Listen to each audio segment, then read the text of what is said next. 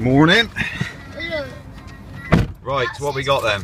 77 miles. Do you know that's just 20.5 degrees, yeah. Right, so what have we got? Let's have a look. The CD. 99%, so we lost 1% for having it on for, shush a minute boys, for about, what have we had on, 60 seconds of heating? Something like that, 2 minutes between those two. Rightio, I'm going to do the same trip as I did yesterday, hopefully today. So with only about about quarter of a mile, not even that, just a school. It's the only variation from the trip. See if that's actually possible to do. I'm going to do it in B mode, and that is it. B mode and eco off. That's correct, yeah. B mode and eco off, and we'll just see if we can do that trip. I would have been able to do that yesterday on a full charge, or not. Okay, I'm partway through this journey now, repeating what the journey I took yesterday, same roads, copying it exactly. There's one road that was completely flooded out. I won't go the direction the redirection was. I'll go the route originally planned, because that was the route that we would be doing and was concerned about. The redirection came into the journey where it notified me that there was an accident, or there was an incident as it calls it. So yeah, one thing, well, two things actually that I've noticed. Of course, on that route was a flood in the road, but we went through it. Now, I definitely wouldn't have gone through it in a new car, petrol or diesel car, if it was new. I might have done it in my old banger, the Polo. Might have done. It was pretty deep. Not that I'm recommending you go through floods, but of course you've got miles less of a concern with this than you have with a diesel or petrol, due to the fact that, bear with me as a cyclist, I have to slow down on the main road, due to the fact that you've got no air intake to worry about or no exhaust. Obviously if you stop in the middle of a flood or the engine stalls, it sucks in water into the engine, and then the compression's too high and you need to empty the whole engine. As long as you haven't damaged it, you can use it again, but it's a right pain. Whereas with this, you've got none of that. So it's almost not a concern. Now, I've seen some Nissan testing videos on a Nissan testing site, and they seem to wade quite deep, basically, but no idea what the wade depth is of it. But I wouldn't want to push it because it's a new car anyway. But anyway, I went through no problem at all. I had to go past petrol cars that were waiting and not sure whether to go through, and I just went past, went straight through. The other thing is, completely unrelated, but I found it out, with these videos, I'm playing music with my iPhone plugged in through the USB port, not via Bluetooth, but through the USB port. I can't do these videos at the same time as it's plugged in.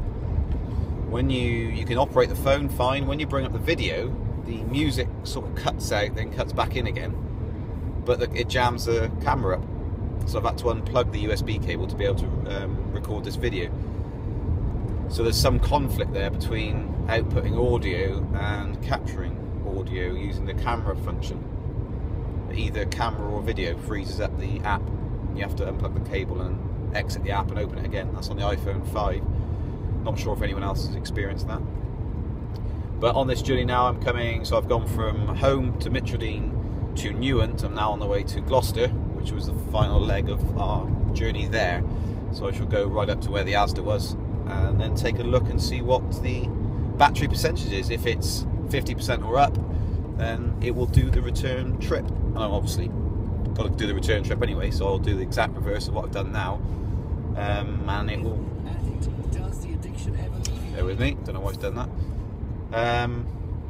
So yeah, we shall see when I get there. It's at 75% at the moment. Should make it easily now, looking at the 75%, but you just never know with this. It can just drop to 50 if you're going up hills, 50%. I do tend to ignore the guessometer now, but I can't really see what help that is at all.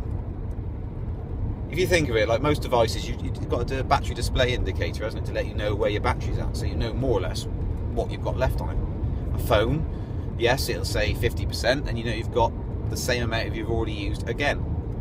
That will vary, just like the car does with hills. It will vary depending on if you make phone calls, or you've got Wi-Fi on, or you're using Bluetooth and transferring files and all this sort of business.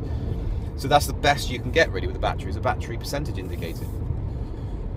So the guessometer really is just there to scare you, as far as I can see, because now it says 66 miles in a mile it may say 40 miles because I've gone up a hill. There's absolutely no help whatsoever apart to scare me. So I don't know. It's almost like it's there because it's in place of the fuel gauge. And they've thought, right, we need to transition from people being used to fuel gauges to put another gauge. What can we do? And they've put this guessometer in, but I don't know. I can't see an advantage for it. It's like this round trip. If I use the guessometer, I'd be thinking, that's cutting it tight. But now I'm using the battery percentage indicator, which is in the centre of the dash. You have to select it to get it to there using the, well, it's above the trip button. It's a little square button. If you keep pressing it, you get round to the percentage. I'll show you a video of that in a second. I'll flip the camera around. If you use that, I would have got complete confidence. I'm at 73%. I've only got another 10, maybe 12 miles to travel. I should arrive at Asda, all being well, with plus 50% remaining. So definitely do the trip. So I don't really know what the guessometer is for. What's the point of it at all? It doesn't give you any accurate reading ever. Unless, as I said before, it takes into account your altitude. If it could map your routes and take into account all the factors to do with temperature, how much you're going to climb, how much you're going to descend till you get to your thing, and that would be perfect, probably, if it was read the map properly. But it would definitely be miles more accurate. If you don't, I think the biggest lacking of it is not taking to it. It's got to take into account the variables of your driving style, but also the variable it can't calculate is your is how many climbs you've got. And that's quite a big difference, because it must assume, I guess, that when you're going uphill, you've got to plant your foot down more. It assumes you're going faster, when in fact that may not be the case. So you may actually just be going the same speed, but using a heck of a lot more energy because you're going up a steep hill. So it's kind of, I don't know, it seems completely pointless to me. It's just more of a scare tool than anything else, to remind you that you might run out. Right, okie dokie. I shall flip the camera around and show you that button that I'm talking about to cycle through to get to it, for anyone that doesn't know. And then I'll turn the video off and report back when I arrive in Gloucester at the Asda. There's your buttons. It's the top left button, which cycles through on your dash, different displays. If you keep pressing that, you'll get to the. I almost dropped the phone. You'll get to the battery percentage indicator. So there you go. Okay, we are at the destination. We're showing 62%. So that's a 12% clear of getting back again. So that should be absolutely fine, I would have thought. Can't see it being an issue. 62%. We got 12% to play with. So very good. I think it will get us there. I mean, get us back again. I've got to pop off route on the way back. So I've done the journey here, so it's exactly the same on the way back. So I can't foresee any issues. I'm not going to charge here, and I probably won't charge in Gloucester either. It goes a bit against what I'm thinking I should do. But really the test is to see if I can come here and go away again. I could use a rapid charge, you see, in Nissan because it's Monday. But yesterday, if you watched yesterday's episode, it's closed. You can't get in unless they're open, because they've got the card and there's no cards available to work on it. I have tried that actually after hours to see if a card works, but it doesn't. It's actually sort of switched off or something. The screen's on, but you try and charge it, it just beeps and goes back round to, do you want to charge your car question? Beep and go round and round and round. So they've got another charge point there, but it's a 16 amp one, so there's no point really, unless you want to hang around for a couple of hours. Yeah, so 62%, that's fine. Another point on the USB being plugged in, it occurred to me, if you use your iPhone with voice recognition to type rather than typing, you just speak and it types it for you. I don't advise using a phone anyway in the car, but I did just test that. And when it's plugged in, you're listening to music, or it's just plugged in with USB, that doesn't work either. So that disables quite a few features on your iPhone, so it may affect other stuff that you use, other apps and things like that, if you're plugged in with a USB cable. I don't know. If you unplug the USB cable when you're playing music and you plug it back in again, by the way, it's only plugged in really to keep battery charge up, so that's the only reason it's plugged in, otherwise I wouldn't bother. It does remember where you left off with your music, so that's quite a neat little feature. You just pull the plug out without pressing stop or anything. In fact, there isn't a stop button for the music, which is strange. But yeah, it remembers where you left off. So yeah, there's no pause. There's no stop or pause. The only thing you can do is press on the navigation, which I'm not sure if you can even see that. I probably am turning things back to front. There's the off button there. That's the off button.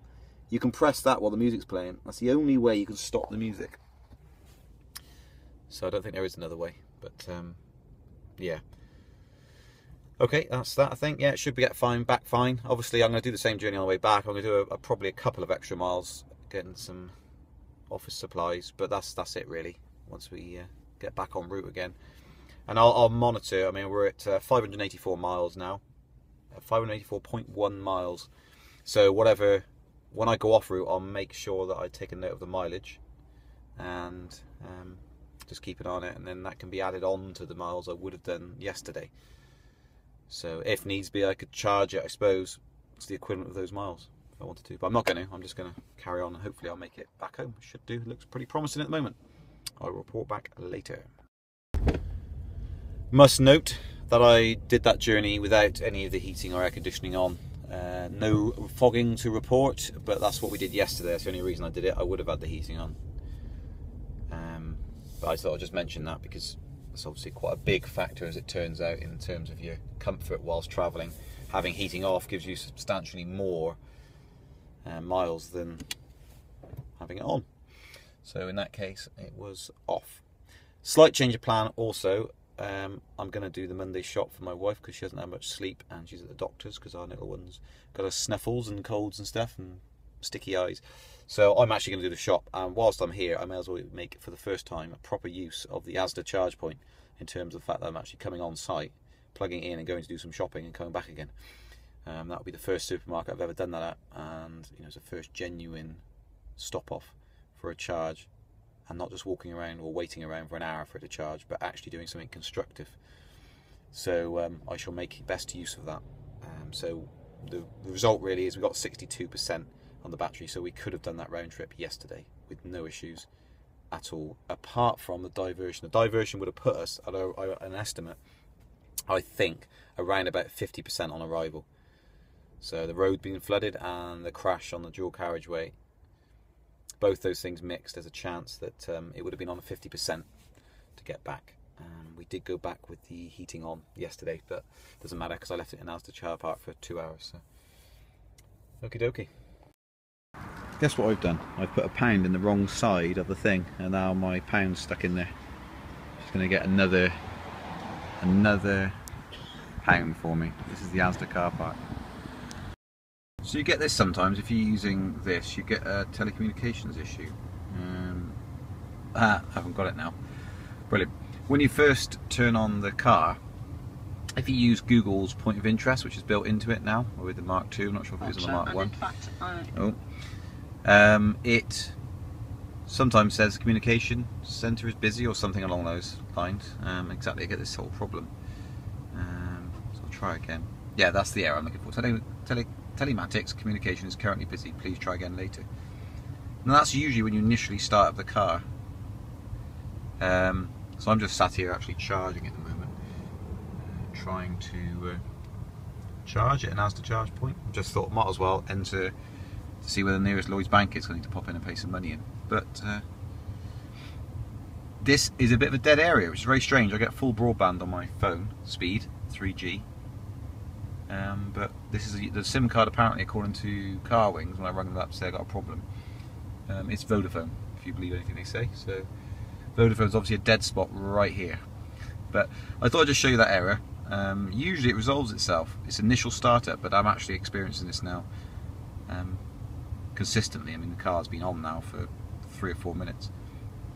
So yeah, I'm not sure if it'll come back around. I'll wait for this. If this fails again, I shall turn the camera off. But yeah, just to show you, it's a bit intermittent when it's when you're using this functionality. You're relying on a SIM card actually having a signal, which is okay in London, but out in the sticks, you're not always going to get all the features that you would like. Let's see what this does. It's intermittent, the signal here. I have had this problem before here. So it wasn't the day or the temperature or anything weird weather. It actually is like it today as well. It's very intermittent in this exact area, so it must be a poor signal. You could do with a signal bar up here. You get it when you plug the phone in, it tells you what the signal is. or when it connects with Bluetooth, it tells you what your signal is. Signal strength. You could do that with this for the SIM card here. I'm not sure if there is a way of displaying that. Oh, I'll give it another 10 seconds. If it still doesn't come back, I'll just turn it off.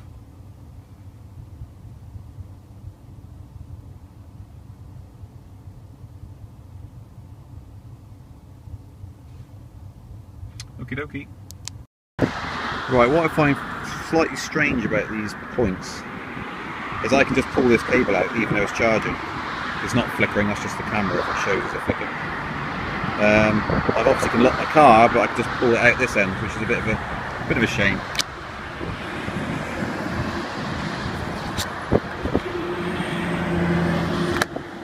It just comes out like that. Okay, about to leave work with 31 miles on the clock and 38% battery. I actually need to go home, and then we're coming back here again to do gym. So with my wife, like we did last Monday, which was the first time we did it, so we're going to do it again. I was thinking I'd have to recharge, trying to plan it, but I shouldn't have to. 6 miles back, 6 miles again, 6 miles again, so you're talking 18 miles, is that? Yeah, 18 miles, so that should be easily accomplishable. So we shall see how that goes as well, but I haven't got any concerns at the moment, so hopefully it will do us proud. Okay, I am home. I was playing with the B mode on the way back. I've always got it on ever since Sarge told me about it online. I've actually managed to make up 2% of the battery. Recharged it. It went, well, actually more, no, 3%. It went down to 27%, and I've actually got up to 30%. That's I'm quite excited about that. I think that's absolutely brilliant. So I got 3% battery charge. I've also misread. I don't know if I've ever said anything about it, but I've misread that. It's actually the regen is 30 kilowatts. Which is pretty impressive. I thought it was 3 kilowatts, which was the same as a 16 amp output. It's not, it's 30. So if you can keep it that, it's like a rapid charge. So if you can sustain it, brilliant. Absolutely brilliant. Made it 3%. So yeah, very good. Okay, something slightly different. I'm going to work on the motorbike. The gym, in fact, on the motorbike. But only because I want to take it out the garage, ready to store it away. My wife is going to go in the Leaf for the first time.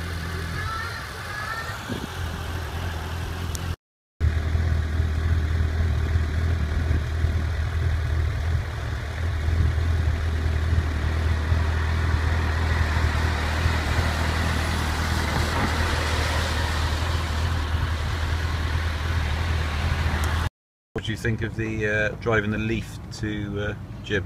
Very nippy. I like it. It's I can see what you mean about you wouldn't want to go back to a normal car. Although I do like my car very much. I can see that yours feels very nippy and smooth, and it's like a go-kart. It's press stop and go. It is like a go-kart. You go, oop, stop, go, stop, go. It's quick, isn't it? Yeah. I was on the bike and you accelerated away. Yeah. Well, I saw you at the side of the road. I actually thought I didn't realise who you were. That's why I looked a bit gormless. Didn't see you in the car, so that's alright. So we're on the way home.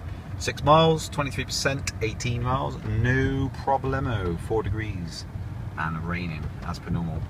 Now we've been exercising, so we got, you can see there off that light, you can see how much fog there is. Just misting it. Is that our sweat? Because we've been buffed out. It is. It's like if you wash your hair in the morning, it fogs up. But over the last few days I haven't had any issues with fogging at all. No. But we have got this on. But heating, of course, as some of you may be aware, makes no real difference at all to getting rid of moisture. What you want is you want air conditioning. This button here, aircon, and that removes. Yes, you can. That removes, gets the moisture out of the air and it'll stop it fogging up. Of course, it uses menu. If you want to see how much you're consuming, energy information, you can see the difference. So that's it'll be in the climate control section. So let's just turn off air conditioning. Yeah, it's gone up because it hasn't reached temperature, of course, yet. Can I give my Heat off. Yes, you can. A little irrelevant FYI. Ian just locked his motorbike in a lift, and now I've got to go over without his motorbike because it's stuck in a lift halfway up. Was I going to go home with my motorbike anyway? No, you're going to leave it at work, but now it's stuck in the lift at Stuck work. in a lift at work. It's supposed to be safe and sound in the unit. Good job we weren't in that lift. And it got stuck. Rightio, so we're going to get home, no problems. Laters. I'm on 19% battery, and on the way here I managed to regen some percentage back, so I'm going to try and do that again, but of course the headlights are on and everything, so whether I will actually be able to, so I'll let it roll down the hill. It's going to be a super wobbly video, but I'll just try and see if I can claw some back, because the 3% I got before was pretty vast really. Gaining 3% on the battery is unbelievable. It's still 19. Don't think I'm going to be able to.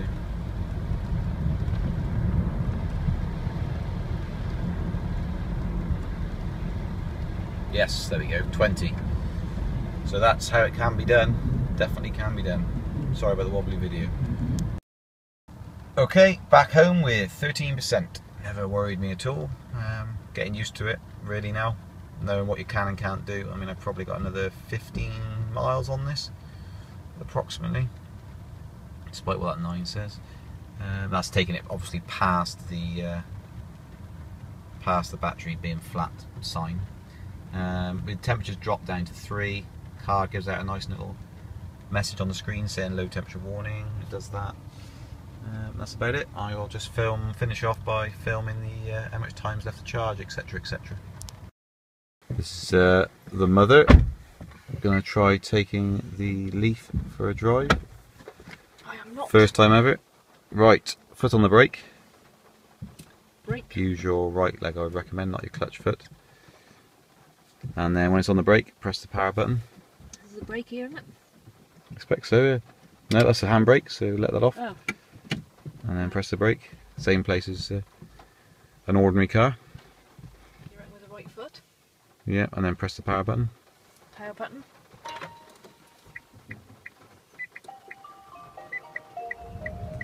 Right, and then you want lights on. And then this gear lever down here. Low battery charge. And you want to go across to the right and back for drive. Back. That's it, you're now in drive mode. And there you're ready to go. Right, so that's the brake I'm on now. Yep, so just accelerate to the right, it's real sharp, mind. Right, to the back of our Ford Focus is just up here. Yeah.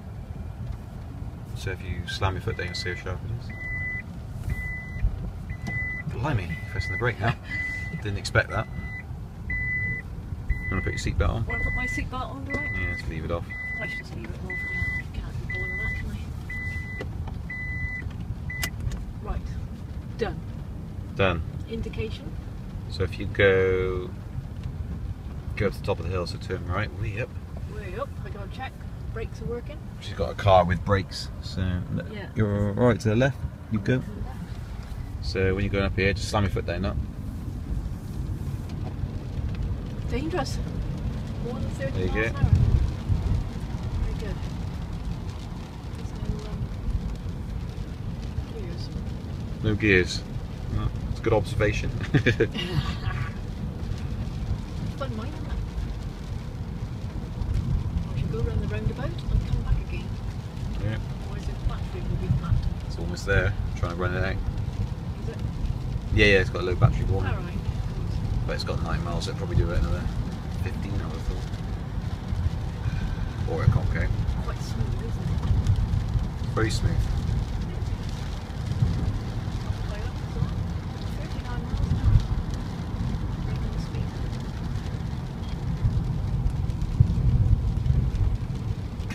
So you got another mode, I'll slide across the right. You're in drive, I've put it into B now. Right, what's that mean? So it's harsher. It got more engine brake, as it were. It's obviously not engine brake, but it's motor brake. So as you let off the throttle, which isn't really a throttle, hasn't really got an engine, hasn't really got a throttle. The thingy that you push down that makes things go, that is when you let go, the regeneration motor resists and puts in power. One of the beauties of motors, they can drive things forward and also generate. I can't feel any of that at the moment. It's because you're not regenerating. Well, you are regenerating a little bit. Yeah. Got 2 to the left. So if you go Oh, fast a right. minute, put your foot down Fast, yeah. and then let go. See, look, you've got Right. 3, you can feel it. Oh, At the moment, yeah. so if we go drive again, you're in drive now. If you let go, so you're only getting 1. If I put it in Right, drive, Oh, there you I go, can you can feel it, yeah, yeah. kicking in. It's a lot harsher, which Yeah. a lot of people say they don't like, but I've actually really enjoyed that mode since it was pointed out to me. Yeah, Didn't know it existed until a few days ago. yeah, it does feel harsher. And I managed to get 3% battery back by using that mode on the way home. Over a 6-mile journey, you got 3% back. Yeah. Feels okay. Oh, it's the bumpest roads in the world out here. Have a good old day in it to conclude my thoughts about it. Oh look, my iPhone battery's running out. It's all the surrounding batteries in my life. Right, over and out. Okay, there's the result of today's journeys. There we go. 9%, 8 miles, don't really mean a lot. Probably do, he would probably done another 10 on top of that, on a little journey out. My mother driving, 13.5 hours, that probably won't be accurate, it's more likely to be about 10. So yeah, all good. Time is 11:09 PM. Alright guys, catch you tomorrow.